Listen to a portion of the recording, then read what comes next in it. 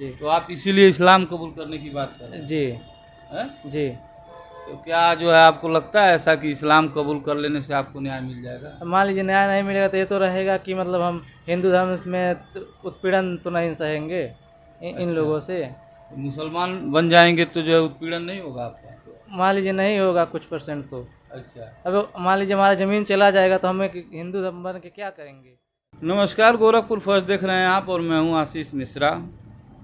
अभी कुछ दिन पहले हम लोगों ने भूमाफिया पे एक स्टोरी कवर की थी और सोशल मीडिया पे उसे काफ़ी लोगों ने देखा, काफ़ी लोगों ने उसे शेयर भी किया और कमेंट भी किया था। जब हम लोग कमेंट को पढ़ रहे थे तो अचानक से हम लोगों की नज़र एक कमेंट पे ठहर जाती है। वो कमेंट था अभिषेक राव का, और जब वो कमेंट हम लोगों ने पढ़ा तो हम लोगों ने अभिषेक राव से संपर्क किया। अभिषेक राव से मिल करके जो है बातचीत करनी चाहिए। वो कमेंट था कि बड़े बड़े भूमाफियाओं पे तो जो है सरकार की नज़र है, पुलिस की नज़र है, उनको पकड़ भी रही है, उन्हें जो है उनके निश्चित स्थान तक पहुंचाने का काम भी कर रही है। लेकिन बहुत से ऐसे छोटे छोटे भूमाफिया जो है अब उत्पन्न हो रहे हैं, पैदा हो रहे हैं, जो गांव में छोटे छोटे लोगों का जो है ज़मीन को जो है कब्जा कर रहे हैं। अभिषेक राव जी हमारे साथ हैं। इन्होंने कमेंट किया था कि अगर हमारी ज़मीन को अगर कब्जा मुक्त नहीं कराया गया या हम लोगों के साथ न्याय नहीं होगा तो हम लोग इस्लाम कबूल कर लेंगे। गौर कीजिएगा, इन्होंने हिंदू धर्म में पैदा होने के बाद भी इस्लाम कबूल करने की बात कही है।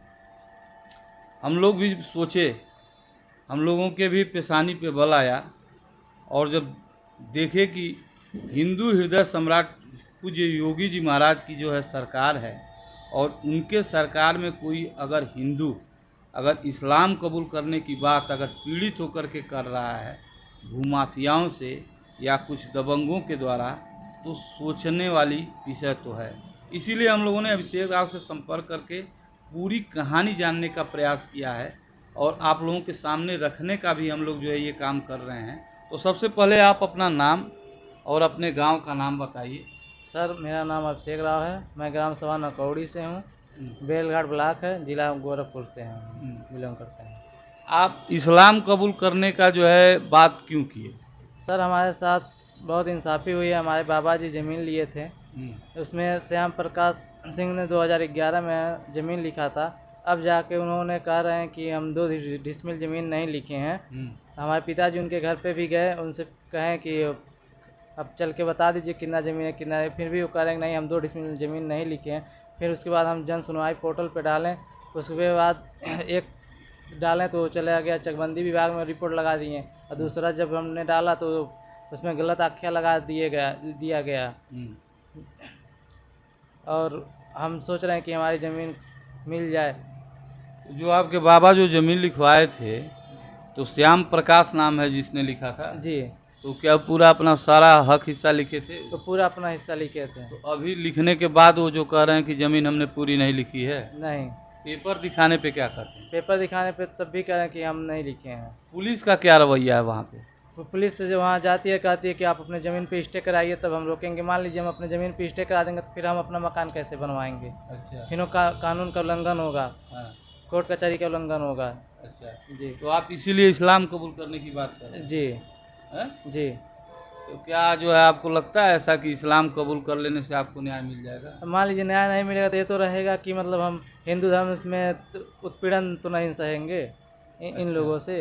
तो मुसलमान बन जाएंगे तो जो है उत्पीड़न नहीं होगा आपका? मान लीजिए नहीं होगा कुछ परसेंट तो। अच्छा। अब मान लीजिए हमारा ज़मीन चला जाएगा तो हमें हिंदू धर्म बन के क्या करेंगे जब हमारी सुनवाई नहीं होगी योगी जी के सरकार में। अच्छा, आप जो है किस कास्ट से बिलोंग करते हैं? हम एससी में हैं, चमार जात से बिलोंग करते हैं। अच्छा, और आपका जो ज़मीन जो कब्जा कर रहा है जो या जिससे आपने ज़मीन खरीदी थी वो किस जाति? वो ठाकुर हैं। ठाकुर हैं, राजपूत जाति? राजपूत हैं।